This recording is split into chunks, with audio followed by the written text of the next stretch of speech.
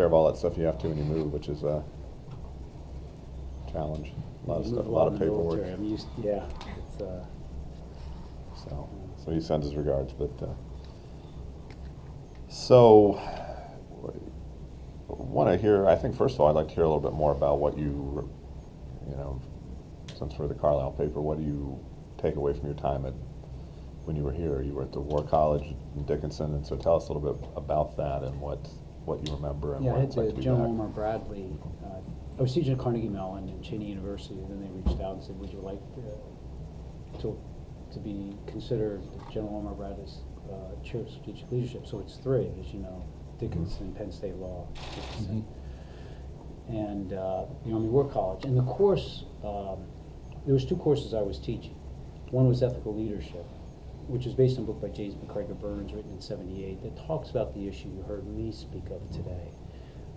In a democracy, why is it so hard to have a real, true transformational leadership?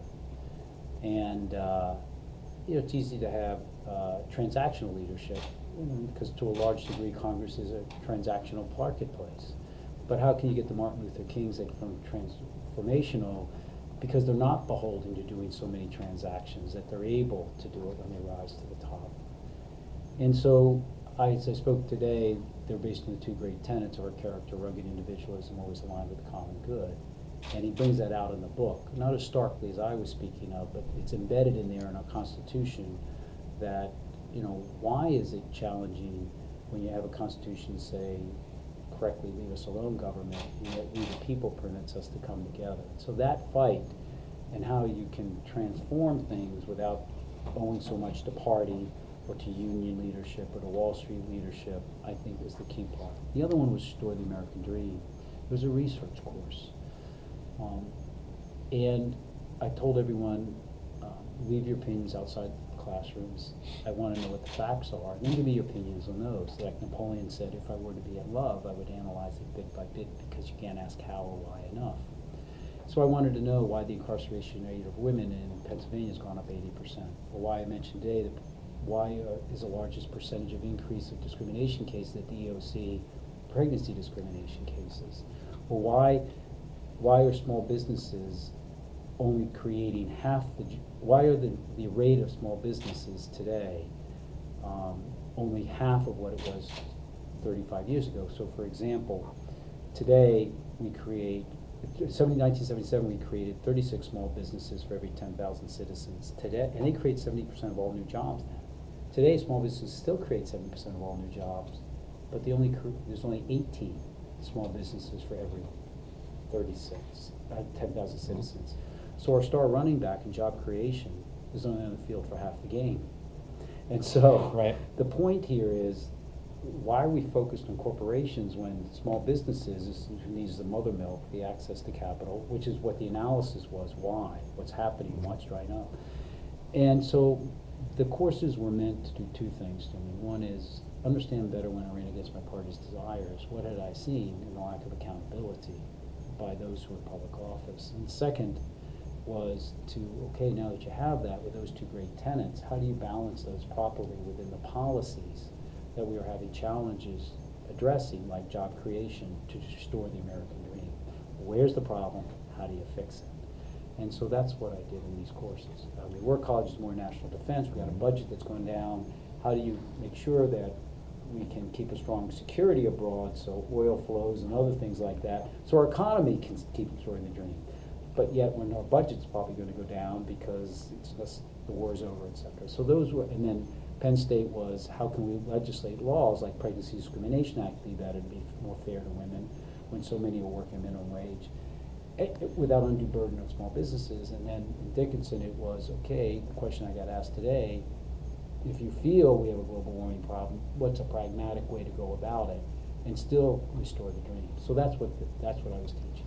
And what did you take away from your time here? Did you learn stuff during teaching in class? Did you meet people? What was your impressions of the area? Well, I actually lived here, and so I kept traveling around, but the youth really are our national treasure. I mean, I really doubled down upon that. The gentleman in one of my classes is actually going to probably, is the director right now of my campaign. I was really taken with him. He was there for a little bit today. Another gentleman interned for me all summer, and even during this year has continued to help me from Dickinson. You know, I tell people that in aircraft carriers, I mentioned today, there's 5,000 sailors, their average age is 19 and a half. They run a nuclear reactor, they fix a plane. They really are innovative and thoughtful and great. And as I was just telling the young fellow out here who you saw, I say, the reason I like youth is they're not burdened with experience. They're able to, you know, think differently. Now, they do need at times some, you know, sense of, okay, there's some experience you might consider. Right. But as I was just sitting in the car before we came in, and I was saying the reason I like youth is, and he had told me as I'm walking along yesterday, look, take a picture and travel log it, sort of like. You know, I was taking one or two of somebody, like somebody pulled over today while I was walking, after you pulled away. But you know, it was real early this morning, and that house with all the solar panels on it, you know, I said, wow, look at this. And then further on there was a church, and you know, it was just there and the things, and you know, it seems small to you, but this is a young fellow that just felt confident enough to speak up. He said, how come you're not doing this? You know, because he gets something. So if I walked away with anything, is they're still great. And the only challenge is where's the opportunity for them to restore the dream? The second thing is that they will have to double down on restoring the dream, because their parents are the first generation in America's history that has not done better than their parents. And so those who are in their early 40s today is the first generation, when you look at the statistics, whose income, including benefits, is not better than their parents. And so that's why restoring the dream is double challenging, particularly as these youth walk out, an unemployment rate for youth that is just beginning to rebound finally. So it's the positive and plus the challenges. One more thing about them.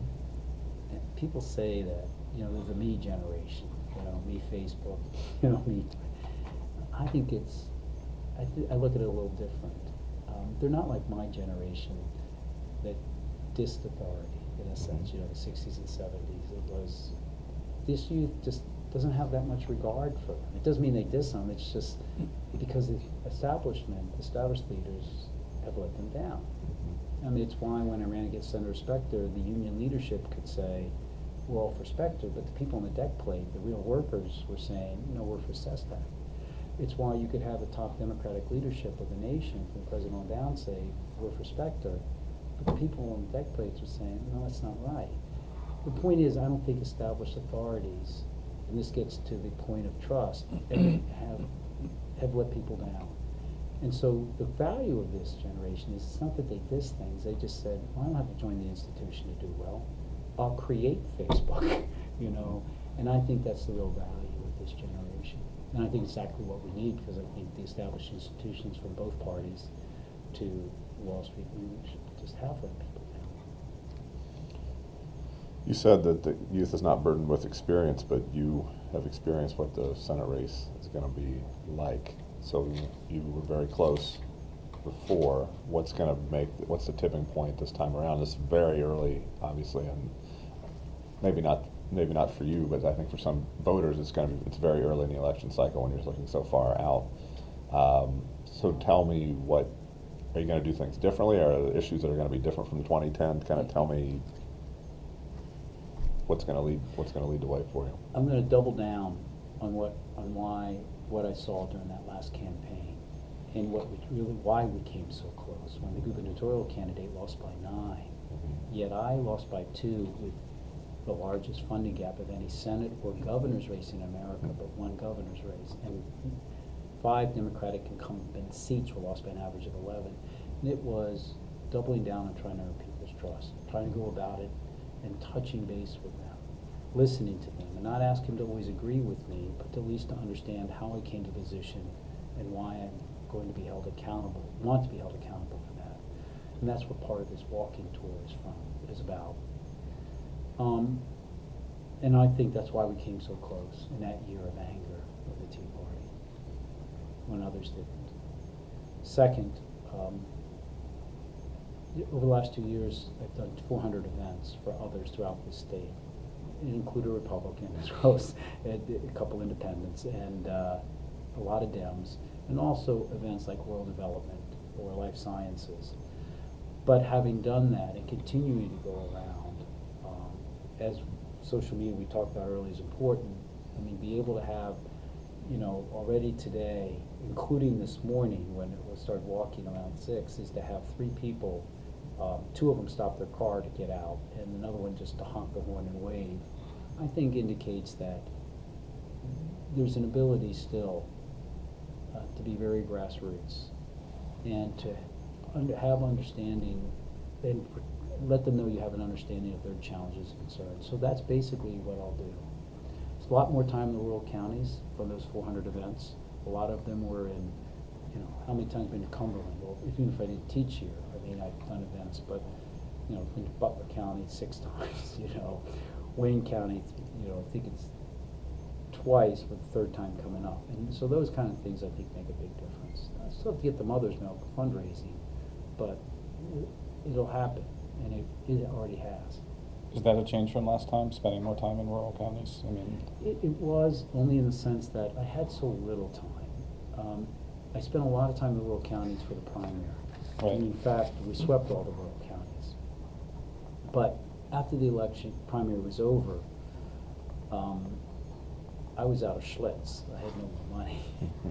And Senator Toomey had something like 8 million, and he meted up with 3 ads and started pounding away. But I had to raise money to go back up in August. right. That shortened time, I think, if I had been able to go, just go right up in the air and had to continue going about, I think Right. would have served well. Because, as I mentioned out there, I don't